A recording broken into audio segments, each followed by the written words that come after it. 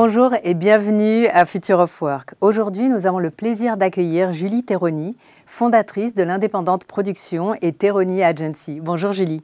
Bonjour Julienne. Comment est-ce que tu vas? Écoute, super avec toi. Je suis ravie de t'accueillir et j'aimerais bien que tu nous en dises un petit peu plus justement sur tout ce qui se cache derrière l'indépendante production et Teroni Agency.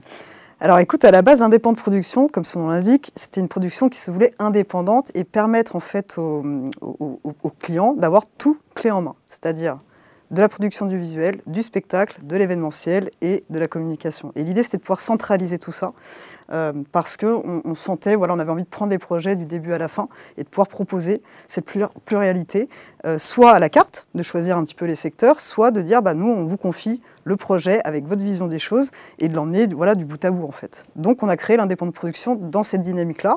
Et puis ensuite, avec les années, avec l'expérience et avec l'évolution de la structure et puis des équipes, Teroni Agency est née juste derrière, donc cette année pour le coup, donc 13 ans après. Et elle est un peu plus spécialisée dans la création sur mesure de projets comme l'événementiel ou des projets du visuel un peu plus précis. D'accord. Est-ce que tu peux nous donner des exemples justement d'événements ou de projets que tu réalises? Alors, un exemple concret, on fait beaucoup de séminaires, mais nous, les séminaires, on leur donne du sens et on propose en fait de dynamiser des formats qui existent avec vraiment de la création artistique autour ou de faire vivre une expérience mémorable. Exemple, il y a quelques semaines, j'étais au Maroc, on a pris une entreprise qui souhaitait faire un séminaire là-bas et l'objectif c'était de leur faire dépasser les limites, les frontières, tout en les amusant évidemment, mais en les mettant dans une espèce de bulle, si vous voulez, culturelle, en gros, d'animation, à la fois artistique. Et donc on a fait un remake de Koh-Lanta, Pékin Express, Rendez-vous en terre inconnue, en l'espace de 3 jours et demi. Donc il faut savoir que les participants ne savaient pas où ils allaient atterrir. Ça, c'est la première chose. On leur a annoncé à l'aéroport. Arrivés à l'aéroport, ils ont eu un espèce de cheminement bien ciblé, bien travaillé, avec un storytelling autour, en leur permettant d'accéder à un endroit où ils étaient seuls au monde, dans un désert, avec les Touaregs. Et puis, à partir de là, l'aventure continuait. Et chaque jour, des nouvelles surprises, des nouveaux défis, des nouveaux challenges. Et du coup, on s'est rendu compte, au bout de ces 3 jours et demi-là, que les équipes se sont soudées, que les messages portés par les cadres ont été diffusés et les participants ont retenu en tout cas 70% des messages qui étaient annoncés, ce qui n'est pas forcément le cas dans les séminaires. Et puis l'aventure a été exceptionnelle, filmée également par nos soins. Donc ils sont repartis avec des épisodes de chaque jour et puis une bande-annonce qui leur a permis de retraduire un petit peu le voyage et de faire comprendre aussi à leurs collaborateurs dans l'entreprise certaines valeurs et certains objectifs à atteindre grâce à l'expérience qu'ils ont vécue. Alors ça, c'est un séminaire de 15-20 personnes. Mais à côté de ça, on peut faire des séminaires de 300 personnes. Là, c'est un autre challenge. Les assemblées plénières qu'on connaît qui durent très très longtemps, nous, en fait, on va créer un show visuel. L'idée, c'est vraiment de permettre au message d'être le plus compris à travers la beauté, la création, la nouvelle technologie, l'expérience culturelle du pays où tu te trouves ou de l'endroit où tu te trouves. Et à partir de tout ça, tous ces éléments-là, on va te créer quelque chose sur mesure. Donc il y a une année, un PDG m'a demandé de faire un événement avec la thématique de Magellan. Magellan, entreprise informatique au Maroc, Magellan comme thématique. On a pris Magellan, on est parti en immersion dans son histoire, dans l'histoire de l'entreprise également, et du pays où on était. Et à partir de là, on a créé un show immersif avec tout un univers, en fait, autour qui démarrait de Magellan, et qui terminait dans le futur, puisque c'était une question d'objectif.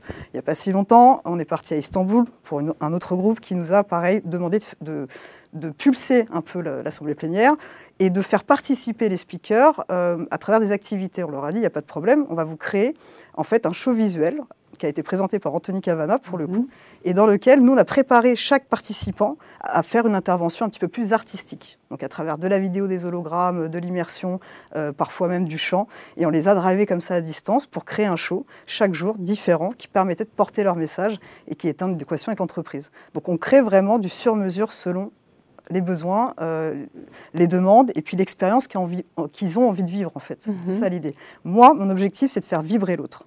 Faire vibrer le client, les équipes d'accueil et tous ceux qui, de près ou de loin, travaillent sur le projet, quel qu'il soit, en mélangeant tous les arts.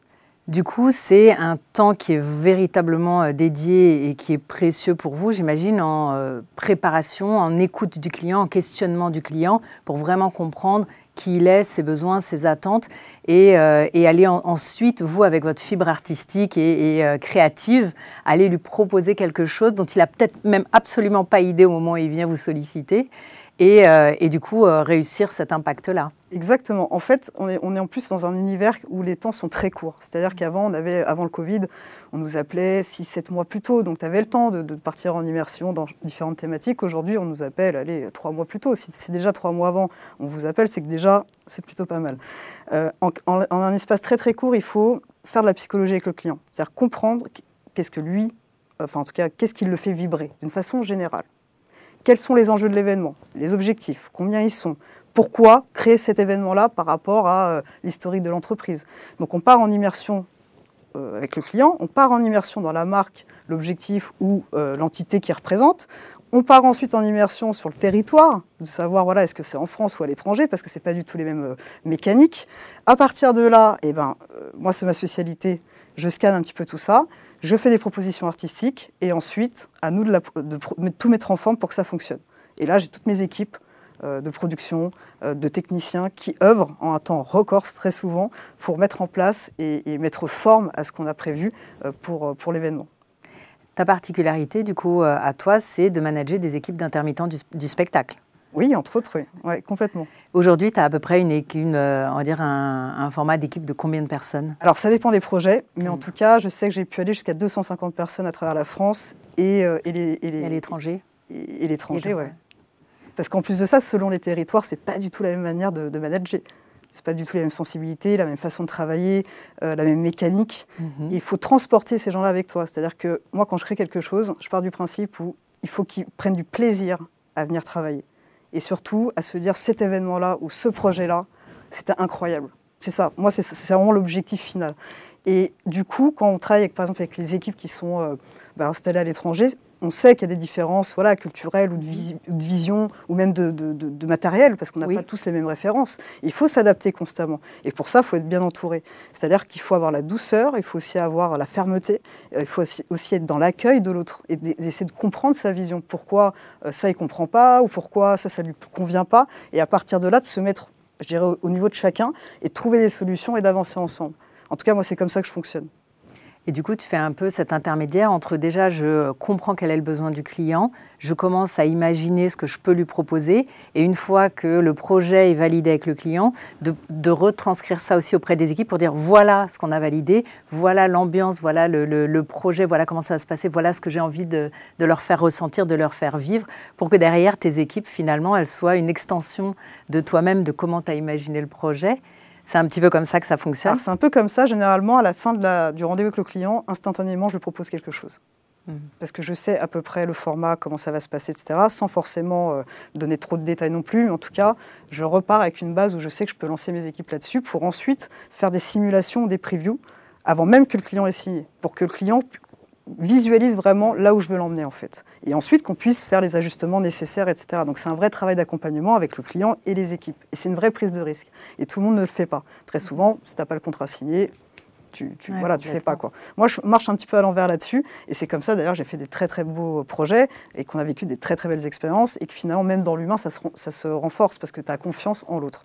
Mes équipes sont toutes polyvalentes. Ça veut dire qu'à un moment donné, c'est tous des créas déjà. Dans leur domaine particulier, par exemple, on a un réalisateur qui est passionné par les nouvelles technologies, qui en même temps est musicien, qui en même temps... Voilà. Et donc chaque personnalité qui, moi, m'entoure, c'est des polyvalents et qui ont à peu près la même particularité, c'est qu'on est des hyperactifs. C'est-à-dire qu'on a une idée à la seconde et en fait, on s'est trouvé comme ça. Et du coup, quand je sors d'un rendez-vous, que j'ai pitché au client à la fin de rendez-vous ce qu'on allait lui proposer et que tout de suite, j'ai les images qui me viennent en tête et que j'envoie ça aux équipes, parce que je visualise aussi les personnalités qui vont aller sur le projet, tant dans la personnalité que le talent d'ailleurs, ça va ensemble. À partir de là, j'envoie moi. Et là, boum, ça commence quoi. Tout le processus se met en marche en fait. Avant même de signer, du coup. Avant même de signer. Et en général, 48 heures après, je prends mon téléphone, j'appelle le client, je dis OK, c'est parti, voilà, on vous a préparé tel ou tel 3D, voilà ce qu'on a imaginé, ça peut être un moodboard, ça peut être à travers un petit clip de présentation, peu importe ce qu'on a fait en si peu de temps. Et puis après, voilà, le client en général visualise tout de suite et se dit OK, ils sont réactifs, ils sont créatifs, ils sont réactifs. On a des équipes sympas, parce qu'on est vraiment... Ça a l'air solide. Ouais, c'est solide. Et puis tout de suite, ils nous ont proposé quelque chose. Et ensuite, ça part un peu selon c'est des entreprises, des petites, moyennes ou grandes entreprises. Ça part après en commission, en analyse, en argumentation, etc. Mais très souvent, c'est un rendez-vous, une idée, hop, une proposition. Et puis derrière, on sait aussi où on va, quoi. Oui. Qu'est-ce qui t'a donné envie d'être entrepreneur? Alors moi, je trouvais que le rythme de la société dans laquelle j'évoluais, on va dire ça comme ça, était un peu trop doux. C'était trop calme, quoi. Et très vite, quand j'ai eu mes 12-13 ans, j'ai compris que j'avais, je pense, une sorte d'hyperactivité. J'adorais la créa, d'une façon générale. J'avais besoin de créer dans plein de choses, dans mon quotidien. Je dessinais, je faisais de la musique, j'avais une activité par jour différente. Enfin, moi, j'étais vraiment dans un truc où j'avais besoin d'évacuer toute cette énergie créatrice. Sauf que j'ai grandi dans un univers où, en fait, on avait des pensées limitantes. Donc, quand j'ai commencé à dire, moi, mon rêve, c'est d'être dans le monde du spectacle, évidemment, la majorité des gens ne prenaient pas au sérieux. Et bon, on me disait, non, toi, tu seras, je sais pas, moi, travailler dans une mairie, ou tu seras dans un métier, entre guillemets, plus classique. Sauf que c'est vraiment resté en moi parce que j'avais envie, moi, d'être dans le monde artistique. Je suis issue d'une famille d'immigrés italiens, j'ai un papa garagiste, une maman professeure des écoles, donc on n'est pas du tout dans le milieu en question. J'y connaissais rien, j'avais pas de physique, j'avais pas le talent et j'avais pas les contacts. Mais je voulais faire ça. Et moi, je passais mon temps en cours à écrire des chansons, ou des journaux, des pièces de théâtre, ou des choses comme ça. Et à un moment donné, j'ai dit, OK, je vais prendre des cours et puis on verra bien. Donc je me suis inscrite dans les associations culturelles de la ville où j'étais et j'ai commencé à prendre des cours. 1 cours, 2 cours, 3 cours. Et tous les jours de la semaine, je m'étais inscrite à tous les cours, en fait. Type cours de théâtre, cours d'écriture? Danse, théâtre, écriture, chant. J'ai fait du gospel, j'ai chanté dans les églises, en voix de chœur, on va dire. J'ai fait aussi de la chanteuse de rock, on est dans des groupes qui se produisent dans des bars. Enfin, j'ai vraiment, on va dire, pratiqué un maximum de choses. J'ai fait de la danse africaine, après je composais mes musiques au piano, j'ai appris du ukulélé parce que ça me plaisait, enfin voilà. Donc j'ai vagabondé comme ça d'univers en univers et je me suis dit, OK, mais je ne me vois pas bloquée dans un des univers. Et au bout de 2 ans d'apprentissage, donc j'avais 14 ans, je décide de monter un show, un spectacle. Et à mon époque, tu faisais soit un spectacle de danse, soit un spectacle de chant, soit un spectacle, je sais pas moi, de chorale, quoi, tu vois. Et ça me plaisait pas. Ça m'ennuyait, puis c'était très long, parce qu'il fallait faire passer tous les élèves, etc. Donc moi, je leur ai dit, j'étais voir l'association, je leur ai dit, écoutez, moi, je vais monter un spectacle avec tout mélangé.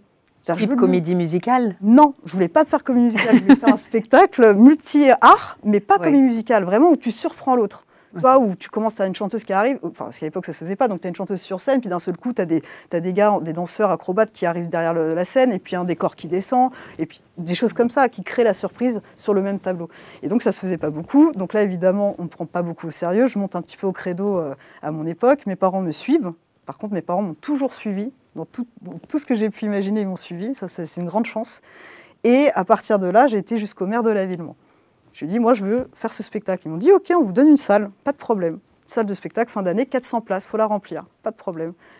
Donc, je vais chez mes parents, je trouve de l'espace, je recrée une salle de répétition pour faire ce que j'avais à faire. Et là, je décide de faire un casting dans toute la ville. Et je recrute 30 personnes. Donc, t'avais quel âge? J'avais 14 ans.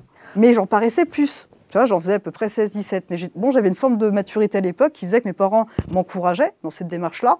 Et de l'autre côté, moi j'avais envie, quoi. Je savais pas comment m'y prendre, donc j'avais pas de contact dans le métier, donc donc j'ai commencé à mettre des affiches dans toute la ville. J'ai réussi à obtenir des gens qui avaient envie de faire le casting. Donc ils ont fait le casting. J'avais tous les âges, j'avais tous les styles, Et puis d'ailleurs, il y en a un qui a gagné la Star Academy, qui s'était présenté, c'était Cyril Sinélu, qui à l'époque s'était présenté parmi tous les talents qu'on avait. Et là, je m'entoure de chorégraphes, de profs de chant. Donc, j'avais mobilisé des profs du collège, des chorégraphes que j'avais connus qui étaient intermittentes, des personnes qui m'aidaient à pouvoir cadrer ce beau monde-là et donner une structuration au spectacle. Et moi, à l'époque, je composais mes musiques. En même temps, je faisais des reprises. En même temps, j'avais un copain DJ qui me faisait toutes les réadaptations musicales pour les parties un peu plus dansées, on va dire.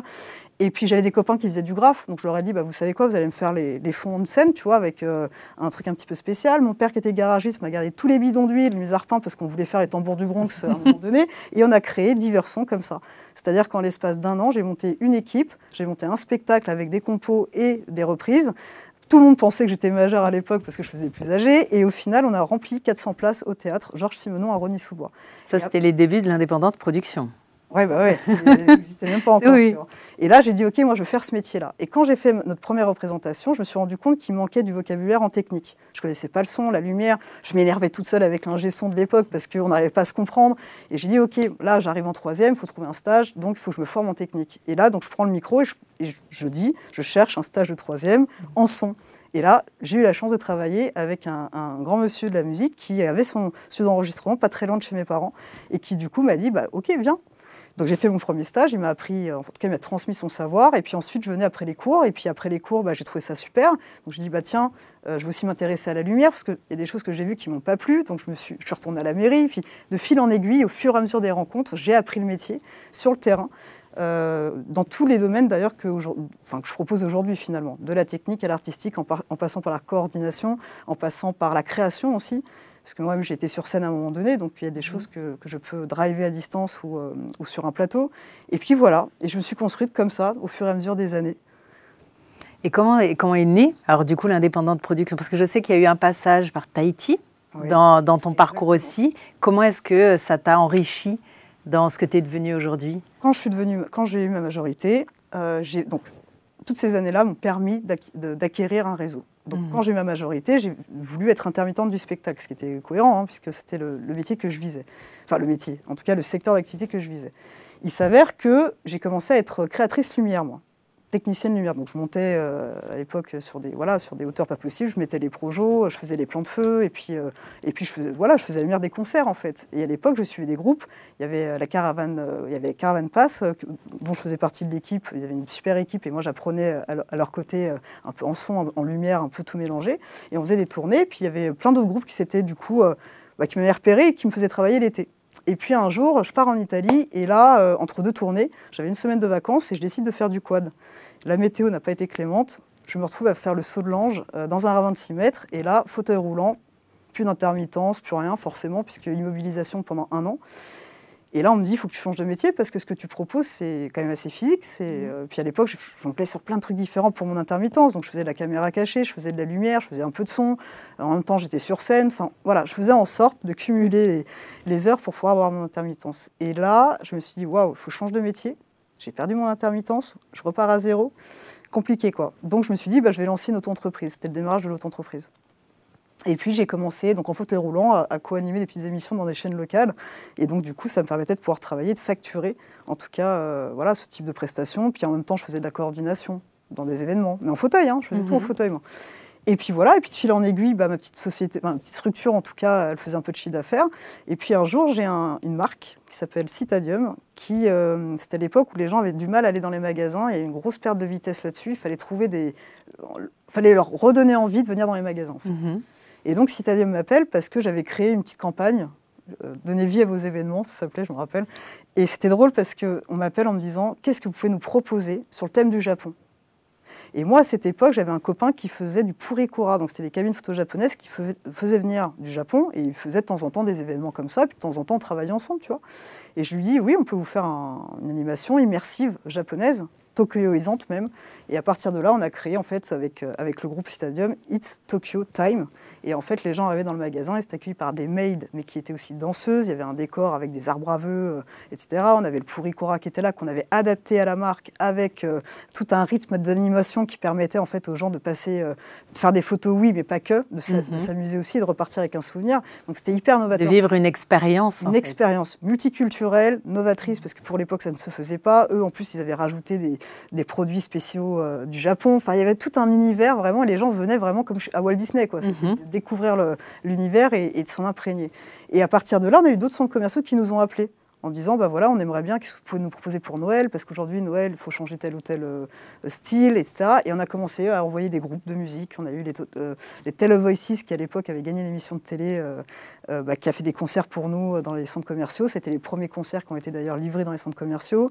On a eu des groupes d'animation qui ont fait de la danse, pareil, dans d'autres endroits en France, pour justement donner envie aux gens de revenir dans les magasins. Et c'est comme ça que j'ai lancé l'indépendante production événementielle. Ensuite, la même année, la même année, en fait, je rencontre Eric Bamy, qui était le choriste de Johnny Hallyday, et qui avait aussi une carrière solo, et qui me dit, bah, écoute, comme je sais que tu es un petit peu dans le milieu du spectacle, etc., si tu veux, moi, ça me dérange, enfin, j'aimerais bien reprendre des tournées, tu sais, les tournées comme on peut faire dans les mairies, etc.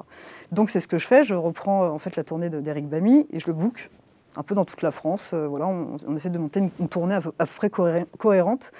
Et là, je me fais repérer par Liane Folly sur Internet, en tout cas par un des membres de l'équipe de Liane Folly, qui comprend que je suis polyvalente, tu vois. Et donc, il m'appelle, il me dit, écoute, si ça te dit, on va se rencontrer, on a peut-être besoin d'éléments comme toi dans des tournées. Est-ce que ça te dit de faire de la tournée? Et moi, je disais oui à tout parce que j'avais envie, moi, c'était vraiment de vivre de ma passion. Et donc, j'ai dit oui. Et là, j'ai vécu une aventure humaine extraordinaire parce que du coup, j'ai appris d'autres métiers rattachés au spectacle.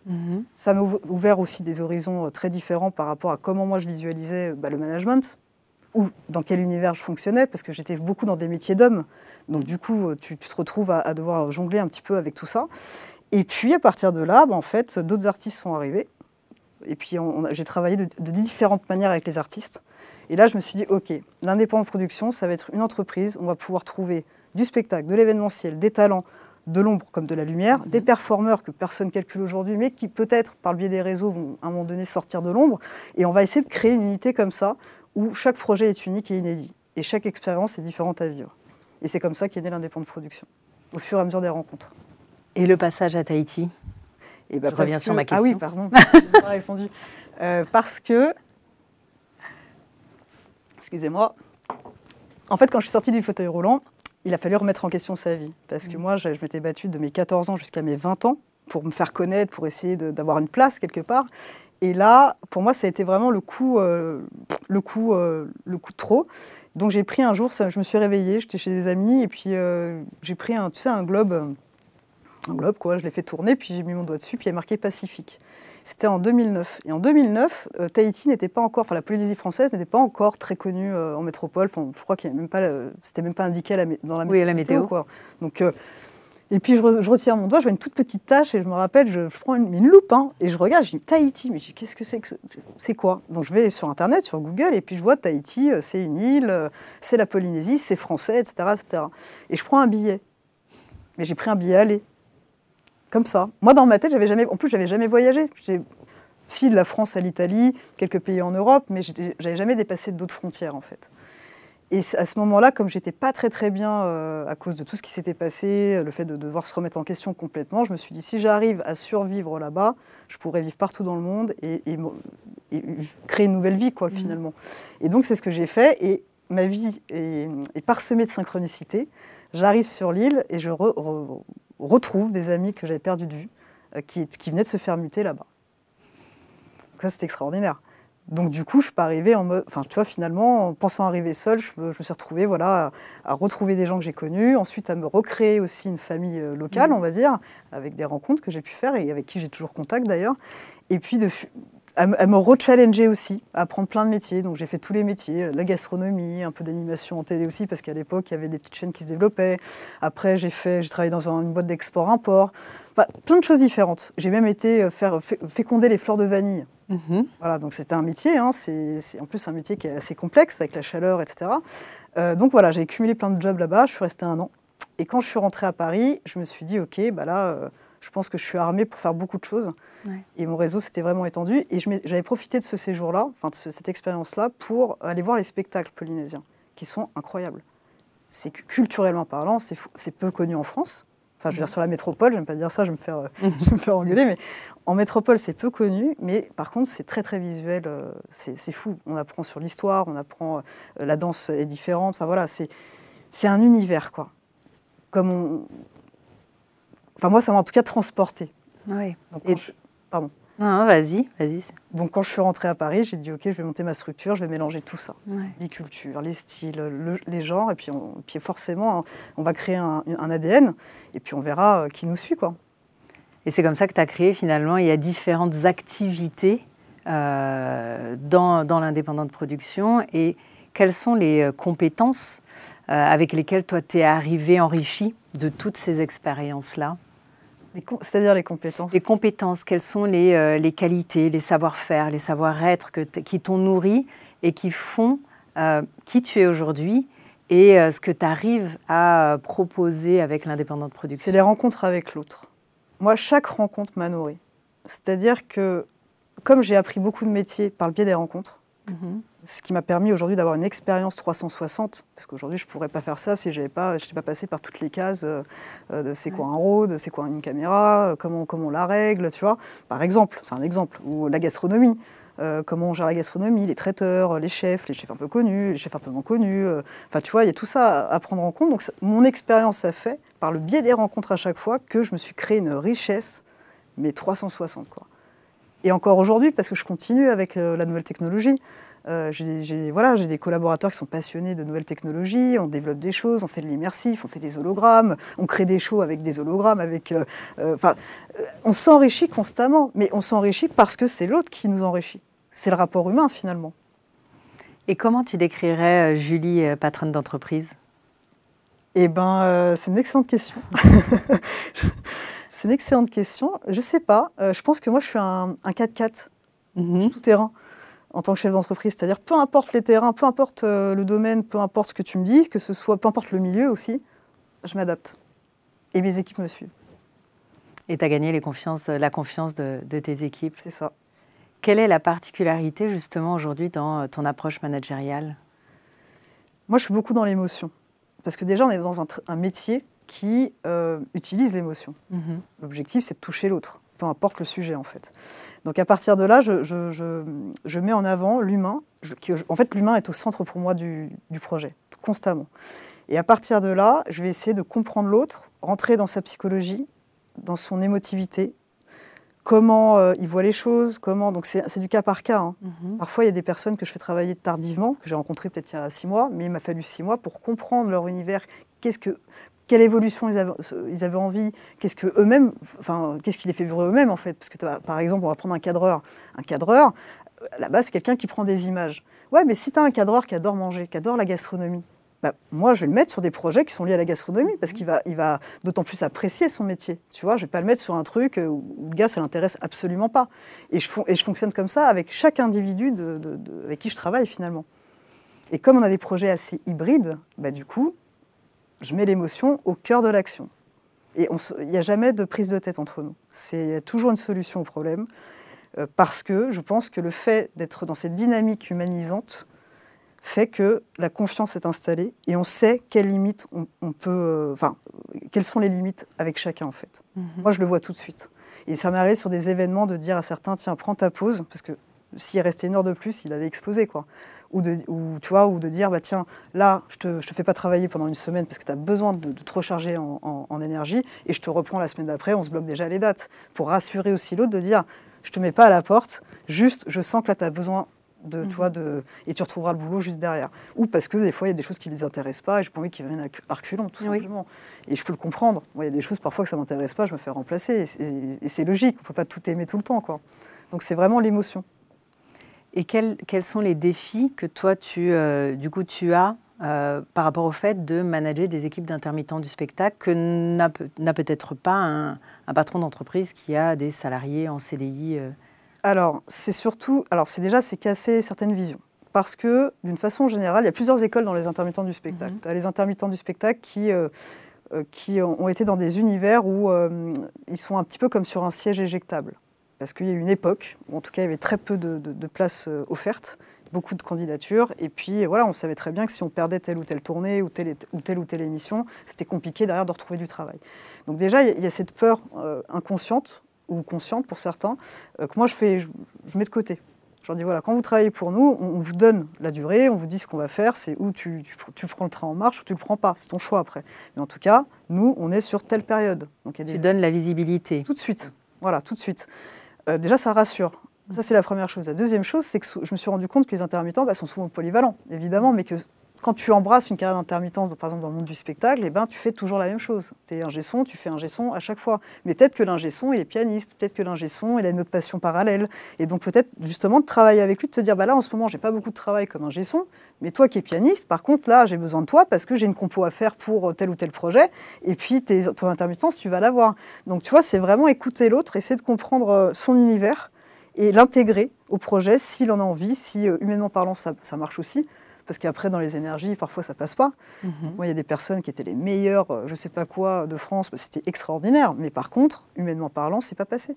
Et c'est pas grave, tu vois. Donc, voilà, j'avance comme ça. Et c'est la différence, je crois, pour manager les gens, c'est que le salarié intermittent a le choix de plusieurs employeurs. Oui. Il n'est pas associé à un seul employeur. Donc déjà, il a le choix. Mais il y a aussi, au niveau du travail, de la quantité de travail, on n'a pas non plus 1 milliard de propositions. C'est pas vrai. Enfin, je veux dire, quand on a besoin de faire des heures en un temps limité, bah, quelque part, si tu es catalogué cadreur, il faut que tu démarches toutes les boîtes de prod pour pouvoir trouver du travail. Et très souvent, bah, quand tu es bon, tu te fais renouveler. Et puis des fois, il peut arriver que quelque chose s'arrête à un moment donné, à travers je ne sais pas quelle raison, et du coup, tu es obligé de recommencer. Donc c'est ça, en fait. Donc moi, ma manière de manager, c'est rassurer, c'est de comprendre l'univers de l'autre et de pouvoir après collaborer avec lui ou elle et de dire, OK, jusqu'où on va aller ensemble. Qu'est-ce qui, tu vois ? Et c'est comme ça que je fonctionne. Quel conseil tu donnerais, toi, à quelqu'un qui a envie de se lancer justement dans ton secteur d'activité et qui hésite encore ? Passion, détermination, action et foi. Parce qu'en fait, plus tu es positif dans ce milieu-là, finalement, plus tu attires à toi, enfin, moi c'est ma vision, hein, les choses positives. Parce que j'ai constaté aussi que plus tu étais négatif, plus tu attirais le négatif. Bon. Quand tu es dans un milieu comme ça, qui est un petit peu, comment dire... qui oscille beaucoup, qui est pas forcément... Oui. Ouais.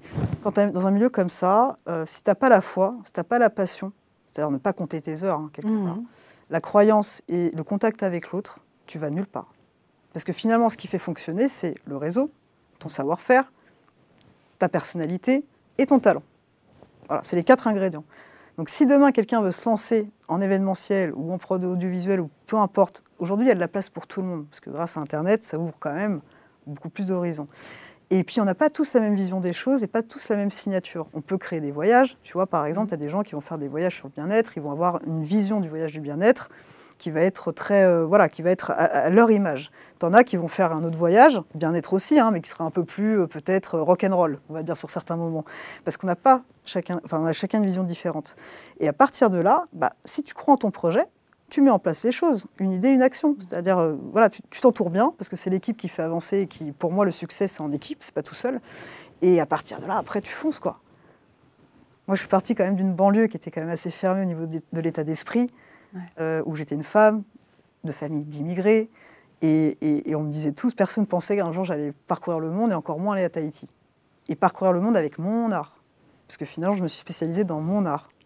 On m'appelle vraiment, on me laisse carte blanche pour des projets spécifiques, sur mesure, et puis peu importe en plus la diffusion, que ce soit, que ce soit sur du terrain, que ce soit sur un plateau, que ce soit, peu importe.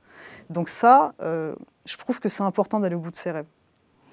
Et justement, ce serait quoi le prochain rêve pour Julie Thérauni ? Ah, prochain rêve, ce serait de monter ma série. Une série immersive en fait. Voilà, ce serait surtout dans ce créneau-là, parce que c'est un milieu que je ne connais pas beaucoup, qui m'inspire beaucoup.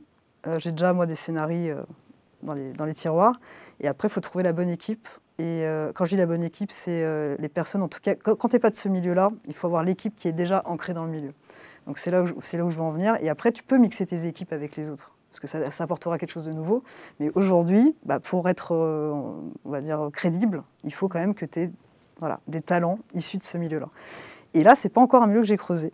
Donc il faut que je m'entoure de belles personnes qui ont envie d'être transportées dans des univers immersifs à travers une série qui, je pense, est dans l'air du temps. Eh bien, écoute, j'ai hâte de la découvrir. Avec plaisir. Julie, merci beaucoup pour ce partage. Merci à vous qui nous avez suivis. On se retrouve dans un prochain Future of Work avec un nouvel invité. À très bientôt.